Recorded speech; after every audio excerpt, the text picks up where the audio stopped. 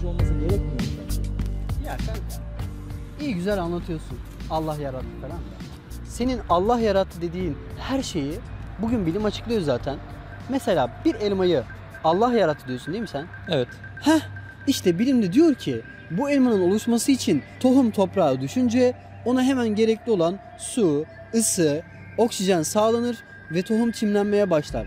Sonrasında topraktaki minerallerden faydalanarak filizlenip ağaç olmaya başlar ve büyüdükçe artık en sonunda elma verir. Yani diye hiçten oluşmuyor. Gördün mü? Yani tabiat bu işleri sırasıyla yapabiliyor zaten. Bunun için illa biri yarattı demek şart mı? Şimdi beni dikkatli dinle, tamam mı? Sanatlı ve hikmetli bir şeyin oluşması için 3 şey lazım. Bilgi, irade ve güç. Bunlardan bir tanesi bile eksik olursa sanatlı ve faydalı bir şey yapılamaz. Mesela masa. Ben bu masayı yapabilmek için masayı yapmayı bilmem, masayı yapacak güce sahip olmam ve masayı yapmayı seçebilmem lazım. Otursana. Mesela benim masayı yapacak iradem ve gücüm var. Ama bilgim yok. Masa yapmayı bilmiyorum. Masayı yapamam. Ya da masa yapacak bilgim ve gücüm de var ama iradem yok. Masa yapmayı seçemiyorum. Yine masa yapamam.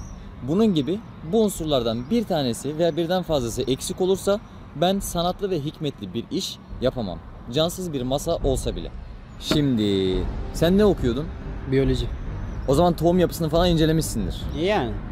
Peki tohumu incelerken içinde beyin, akıl gibi bir şeye rastladın mı? Ya da toprakta, güneşte, suda, havada. Sadece akıl da değil. Yani ilim, irade, güç, bu gibi unsurlara da rastlamamız gerekiyor. Bunlardan herhangi birisini gördün mü? Hayır tabii ki. Onların çoğu cansız varlıklar. İşte olay da bu zaten. Onlar cansız maddeler. Toprakta bunu yapacak ilim, irade ve güç yok. Ve sadece toprakta da değil. Ne havada, ne güneşte, ne suda, bunların hiçbirisi yok. En basit bir masayı oluştururken bile bu maddelerden birisi yoksa yapamayız demiştik. Yani bunların hiçbirisi bu unsurlarda yoksa bu işler nasıl yapılıyor? Demek ki bu unsurlar elmanın meydana gelmesinde sadece birer sebepler. Sebeplerin ise tesiri yani etkileri yoktur. Sadece birer perde hükmündedirler. Aynı kanunlar gibi. Mesela bugün kapalı alanlarda sigara içmek yasak. Ama birisi kapalı bir alanda sigara içtiği zaman oradaki tabela kalkıp da müdahale edemez değil mi? Çünkü kanunlar iş yapmaz. Kanunu koyan kişi iş yapar. Öyleyse kanunlara, sebeplere, ağaçlara, topraklara, bunlara hepsini bu mükemmel işleri yaptıran sonsuz ilim, irade ve güç sahibi bir zatın olması şarttır. Sonsuz diyorum çünkü bir elma çekirdeğine bütün kainatı hizmet ettiren senin benim gibi, tabiat gibi, atomlar gibi aciz olamaz. O yüzden biz ona her şeye gücü yeten Kadir-i Zülcelal olan Allah diyoruz. Sen ne diyorsun? Yani bilemiyorum.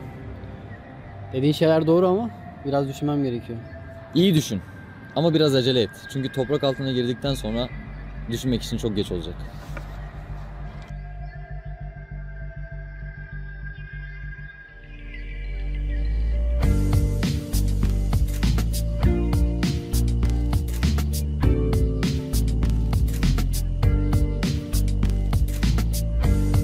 दीन की बात फैलाना सदक़े जारिया है। सवाब की नीयत से वीडियो को शेयर जरूर कीजिए।